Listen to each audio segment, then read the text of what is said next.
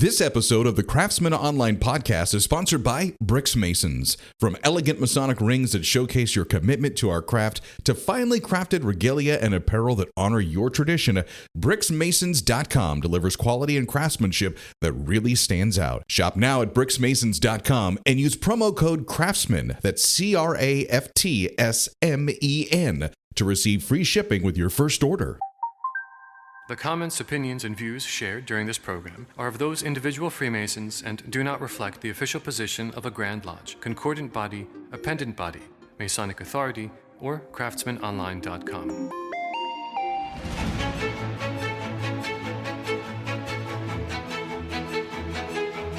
Welcome to the Craftsman Online Podcast, the only 5-star rated Masonic podcast endorsed by the Grand Lodge of New York. Hey, it's Brother Michael Arce, and you've joined us for an episode that is actually part of a virtual meet and greet that we held with our Craftsman Online Patreon subscribers in late October. The cool thing about this with the Patreon members is you get early and ad-free listening experience to our podcast. We get you bonus content with our subscriber extras. And then 4 times a year, we try to do a virtual meet and greet where our Patreon members can sit in on a podcast recording with a select guest. And the best part is they get to choose the guest and the time that we did the recording. On our very first virtual meet and greet, we welcome back to the Craftsman Online Podcast Worshipful Brother Wes Latchford, who's the District Education Officer for the 56th Masonic District of the Grand Lodge of Virginia. Wes is well known to a lot of our listeners as the comics in the Crafts Brother, as we've talked about Batman, the Moon Knight, the Infinity Stones, and Spider-Man, and how they all relate to Freemasonry or the values that can be found. And I also wanted to highlight one of our Patreon members who has attended, Right Worshipful Kurt Morauer Sr. from Gainesville Lodge number 41 in Gainesville, Florida, who offered some thoughtful comments when we had a discussion on Masonic education. I'm down at a York Rite Festival in Palatka, Florida, and the reception here is just poor. Well, thanks for joining on for the virtual meet and greet. I just had a couple questions for Wes, and then I'll open it up to others that would have a question for him as we get started. The interesting thing is, Wes and I know we've talked about this on a previous episode, but we connected after a lodge presentation here in Manassas, Virginia, where he spoke at Manassas Lodge about the Infinity Stones, the chakra, and the connections to the working tools. And from there, we got into talking about comic books. And I don't want to just brand him as the comic book brother, because he's so much more, as you'll find out in our discussion today. But Wes, what was it like going back and getting those outlines or those questions from me and going, let me see if I can connect Freemasonry to some of the themes or stories in comic books? Michael, first of all, thanks for having me on and building this bizarre reputation that I seem to have. But the questions that we've dug into as we've looked at comic books, but in particular just superheroes and the mythology that goes with all of that, has really just kind of opened up for me the incredible genius that the brothers who established speculative Freemasonry over the years. I mean, it just didn't automatically, magically appear in 1717 in a pub in downtown London. I mean, this was, coming, that was really kind of a coming of fruition of it. And so to be able to sit and see those continuing, timeless, ageless themes, just being repeated over and over, when it comes to leading a decent life and working to become better. And we always say to go from that rough ashlar, striving towards a perfect ashlar. I don't think any of us will ever actually get there. But again, the conversations we've had back and forth and the questions we've dug into, has really just shown that there are very much things that are just timeless. We've also talked about this. I think a lot of this episode is going to be the stuff that we've talked about off of the podcast that never really has been on it, which is part of the whole, meet and greet scenario that we set up here for our Patreon listeners. But you and I share the same mindset that Freemasonry can basically be found everywhere in life. And I remember when we had time to talk in person in Virginia, when you were sharing some of your Masonic aha moments where you would see something in Freemasonry just out in life, and then, you know, you get so excited and you want to try to explain it to a friend or a family member, and they look at you like you're crazy. Do you have like one of those instances, or has it recently occurred where you're just like, oh my gosh, I wish I had another brother that was here to share this moment with? That whole idea presented itself a few years ago when my family and I were visiting Monticello, just outside of Charlottesville, in Virginia, Jefferson's home. And as we were walking in the back of the house, which is what most people actually see when they see a picture of Monticello, it's actually the back of the house. But there was a great big giant oak tree stump that had been, obviously the oak tree had been cut down, but in the middle of it, there was another tree growing out of it. And I mean, I literally just stood there and was getting teary-eyed from it. At which point, again, my family looked at me and said, "What is wrong with you?" At which point I could actually explain, that this is part of Freemasonry. We have a section, of our degree work where we talk about, and it's actually from Job 14. It's not like it's a big secret. It's straight from the Bible. But, we talk about that there be hope for a man, hope for a tree if they be cut down, that the tender roots and branches, will sprout and all of those good things. And here it was literally in front of me, in nature. And so that then became the basis for what now is a presentation that I do that I just call Freemasonry Around Us. And when I see things like that, I'll just snap a picture and we'll talk about it. And it's covered everything, again, from things like, the tree and the stump at Monticello, to here in Virginia.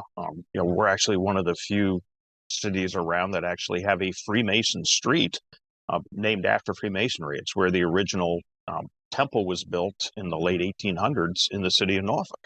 And so that whole area, and is the historic Freemason district.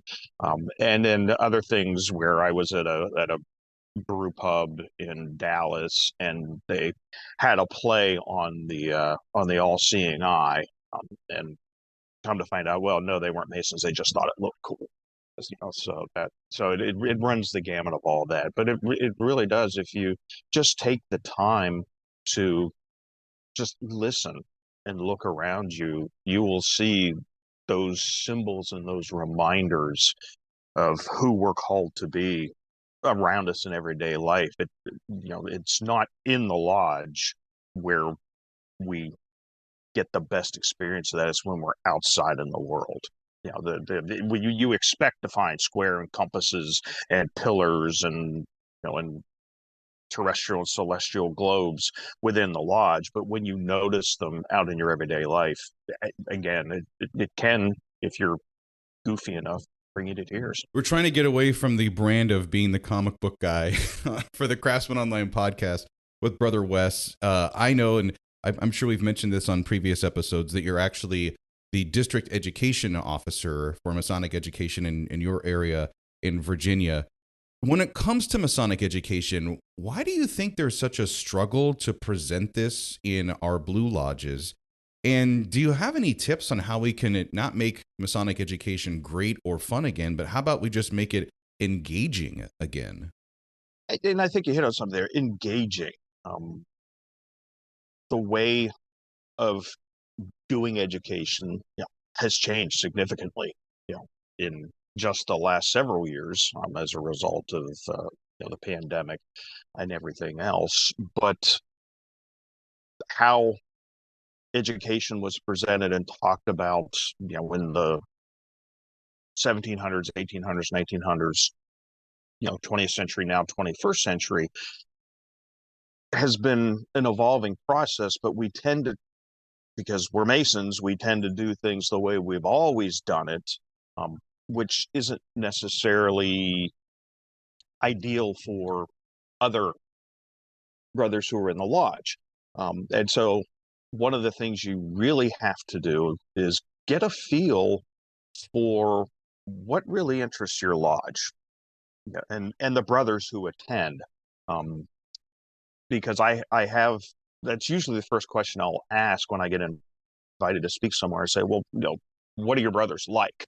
Because I don't want to go in and give a presentation on the esoterical aspects of ancient Egyptian mythology with a bunch of guys who that's just not their bag, not their cup of tea.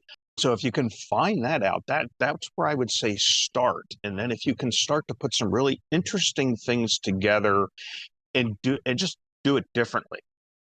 I did one a couple weeks ago where it was based on the 24-inch gauge.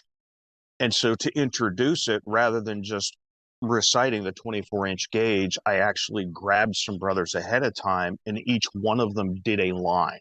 And so your attention was bouncing around the lodge. It wasn't anything really cool, wasn't visual effects or needed a big screen or anything like that. It was literally just keeping people's attention, because you had one brother in the north talking, and then all of a sudden they knew what the next line was going to be, but it was the senior warden in the west, and that immediately got everybody's interest and attention. And then then we actually, the base of the talk was just about how we manage time and how we're called to do that, and also kind of the history of the whole, again, just to make it a little weird, the whole history of where we got this idea that there was 8 hours for this, 8 hours for this, and 8 hours for this, which actually is not biblical or even Masonic. It actually comes from the Industrial Revolution and a big socialist advocate in the British government in the late 19th century. So that he basically was saying, what, we can get the most out of people if we have this, this, and this in the factory. So, and a couple of guys were like, wow, I never knew that. Like, well, yeah, but again, good on the fraternity to take that and actually turn it into a moral and life lesson. But that to me, that's the biggest thing, is just find out what folks are interested in, and then think about how you can make it engaging rather than just standing up and being at the first thing is like just chagrin is when the presenter comes up and they immediately head straight to the podium in the front, and then all of a sudden their head's down and they don't look up for the 10, 15, 20, 25, 30, 35, 40 minutes that they're going through. And so those are things to watch out for. But yeah, I would say just find out what makes your brothers tick and then play off of that. And reinforcement what Brother Wes is saying is having involvement from the very get-go with the people makes a huge difference. If I'm doing esoteric education, is I start out by asking questions, even if it's just, what's the definition of the word? Like, what's the definition of the word right? Okay. And so it gets people thinking, and like I'm getting ready to do in 2 weeks a lodge, and the talk will be about circumambulation, which is the oldest rite we have in Masonry. I think the key, which is what Brother Wes was talking about, is you got to get them engaged and involved. And if you can do that, and I do it mostly just by asking questions, then not only do you get a feel for what they want to hear based on how they return, what their responses are, but they buy in. I mean, you might have the brother sitting in the very back chair in the far north with his arms crossed. It's never going to do anything. And another point, going back to evolution of Masonic education, I would actually suggest that we're devolving. In other words, if you look at the early days of Masonry, it really was to focus on spiritual development outside of religion because of what was happening with the churches at that time, particularly in the United States. And I'll speak for Florida, is the Grand Lodges have gotten away from that. I think primarily from a liability standpoint, it was difficult for them to make sure that there was some quality deliverance relative to the esoteric aspect without, again, getting into religions. So what we've done in our lodge is we break up Masonic education separate from esoteric education. So like in my region, I've been the director of education before Masonic education, but now I'm the director of esoteric Masonic education. And so I never talk about degree work. I never talk about any of that stuff unless it relates to, okay, we do this in the degree work. Okay, here's the tressellated floor. What does it mean to you? And then go down to 2 or 3 different meanings and get deeper and deeper. If they're not master masons, they wouldn't understand it. So sometimes you have to adjust your discussion to whether it's public or fellow craft or whatever. And that's why I love your podcast, and why Brother Nagy and I get along so well, because we like doing the off the wall stuff. That's the only way you're going to get esoteric back into Masonry, is to have a brother who's willing to champion just esoteric and not worry about the degree work or what the rules of the Grand Lodge are.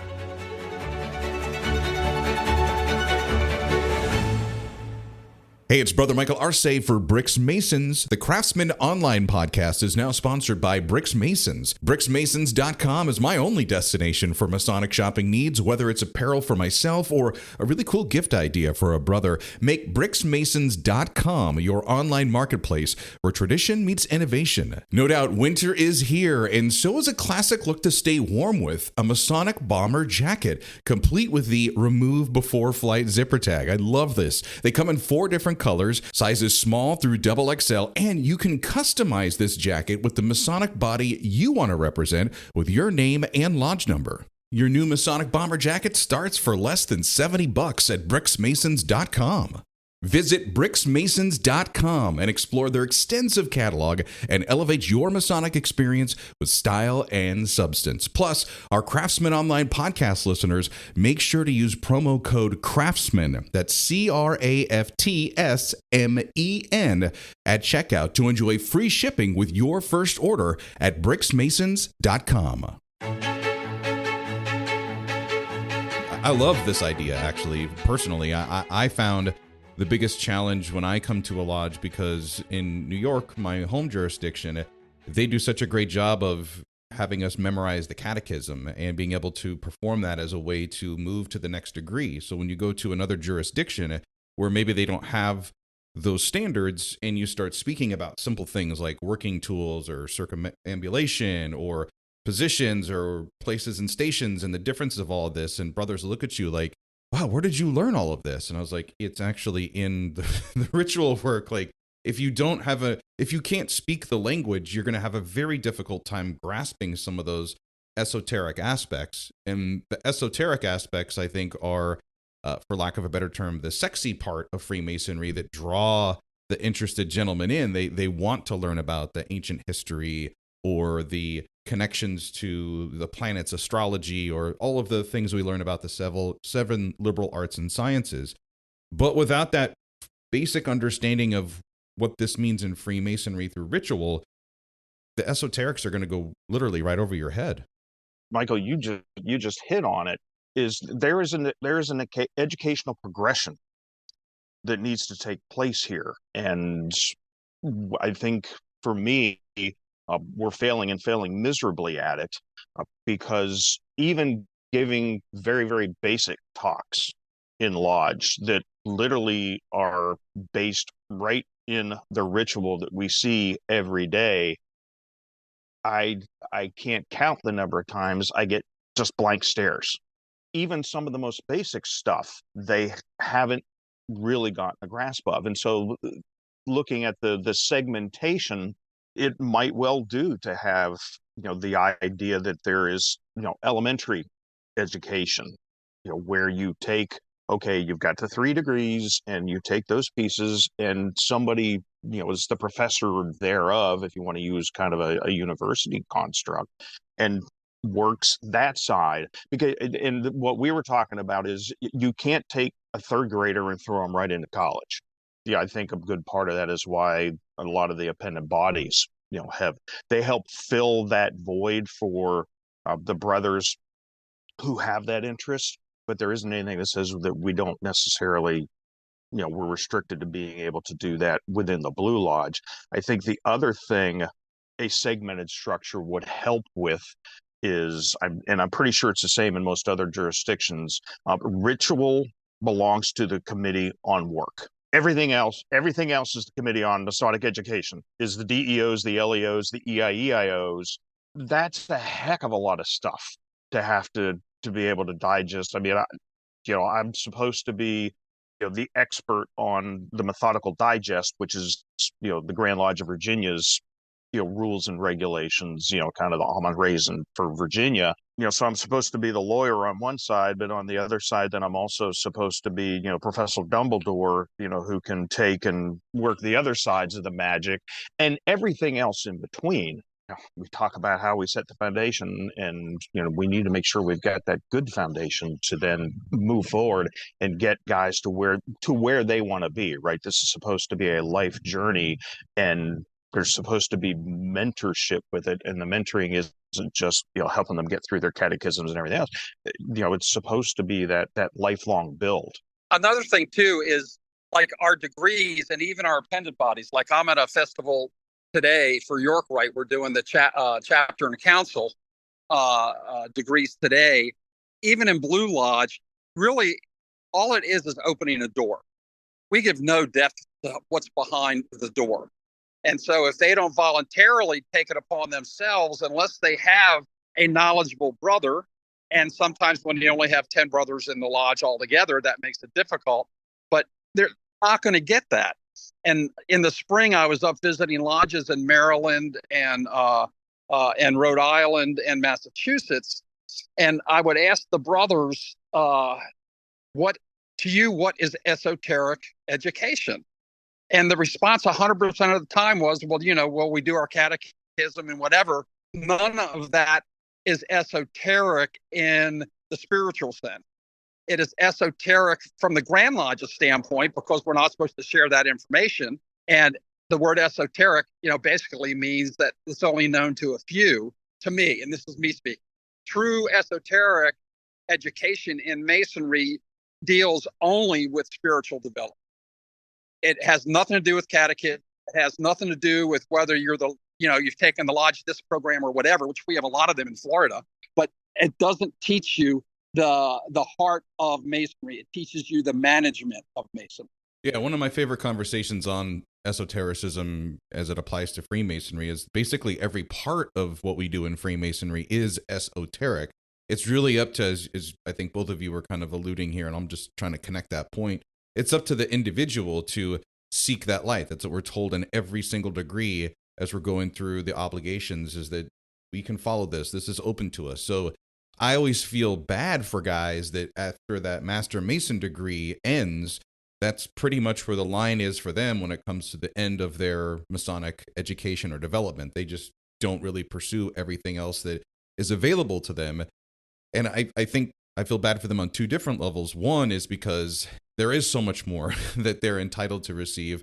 But then the second part is, it's like, well, you're going to spend all this money in dues and all this time that you've invested to get to this point, and you haven't reached the top of the mountain yet. You're not even like halfway up there if you're really looking at it. So this has been a great conversation on Masonic education, and I'm getting ideas going like, we got to get the two of you guys back together for an episode on this next year, because it really, when we talk about everything with the problems or the challenges that exist within our craft, especially at the Blue Lodge level, Masonic education is such a big part of that foundation.